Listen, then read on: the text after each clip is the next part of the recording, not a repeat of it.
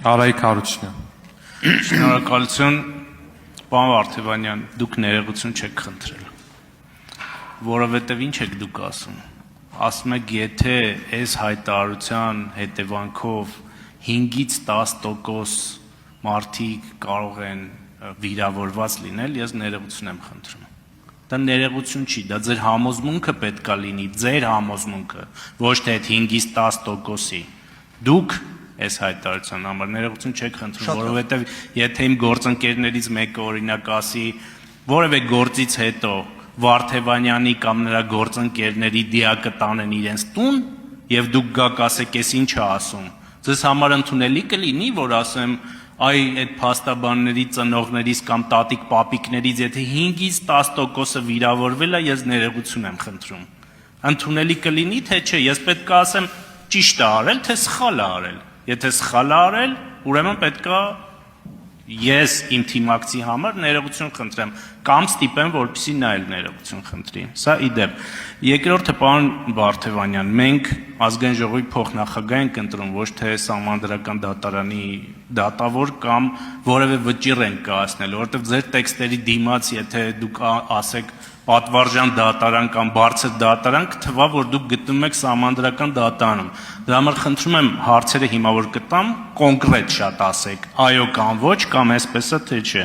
Նայերի կապիտալի սեփականատերը ով է եղել եւ արդյոք ձեր գործատուն եղել է Քոչարյանը այս ընթացքում։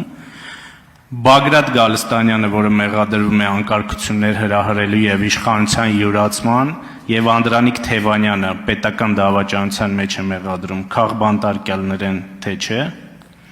Եվ առայժմ այսքանը։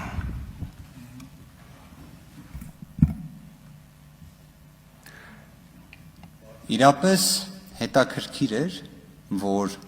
ձեր կողմից, պարոն Հարությունյան, եւ հենց ձեր փորձը համեմատական օրինակ բերելու եղավ հենց այդպիսինը։ Անկեղծ եմ ասում, դեռ որ ես հեսա շուտով 37 տարեկան եմ, բայց դեռ չէր եղել մի նախադասություն, որտեղ ինձ ասեին, որ պայմանական իմ դիակը։ Ամեն դեպքում հետաքրքիր էր, որ հենց դուք դա արեցիք, որպես համեմատական օրինակ բերելու։ Կրկին, ես կարծում եմ հենց միգուցե դա որպես քաղաքական մշակույթի օրինակն է, որ մենք պետք է համեմատական օրինակները բերելուց, իմ կարծիքն է դա, չբերենք գրեթե նվազ, բայց մոտարկված աստիճանի ցնցող խոսք։ Ես ամեն դեպքում բոլոր մեր այն հայրենակիցներին, որոնք լսեցին ձեր այս խոսքը, ես ներողություն եմ խնդրում։ Ես ներողություն եմ խնդրում այն արտահայտության համար, որը դուք վկայակոչեցիք հայ սակրավորներին վերաբերող։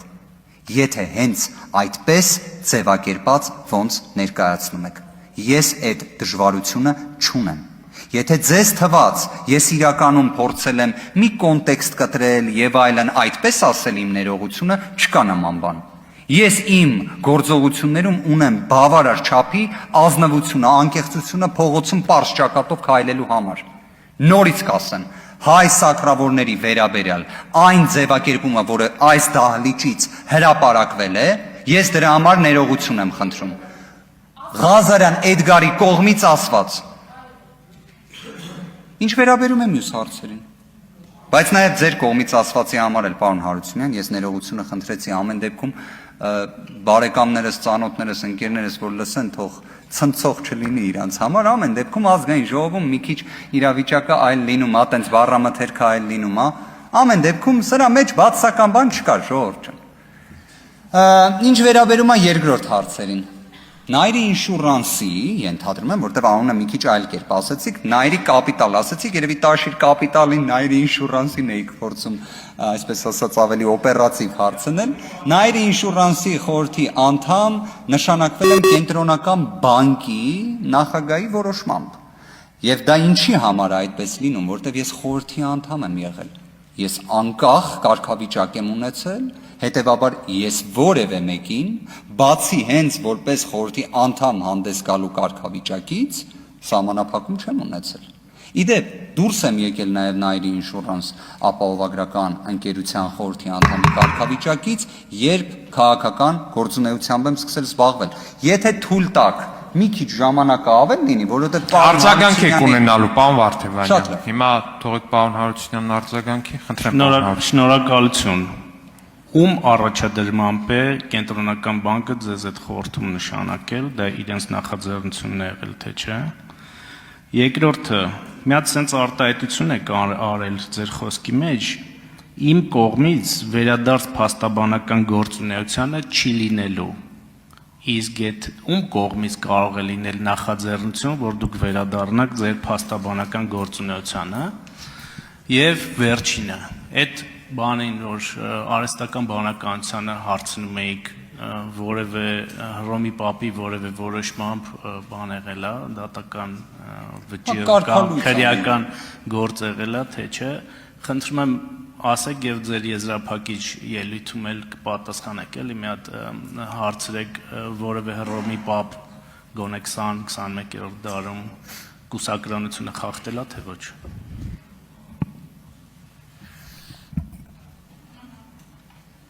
Արձագանք։ Շատ լավ, անդրադառնամ առաջին հարցին, առաջադրվել եմ Nairi Insurance ապահովագրական ընկերության հիմնական բաժնետերերից Վահագն Խաչատրյանի առաջադրմամբ, կենտրոնական բանկը հաստատել է իմ թեկնածության առաջադրումը, կարծում եմ դրանով կորպորատիվ ոլորտում բավականաչափ փորձ եմ ձեռք բերել,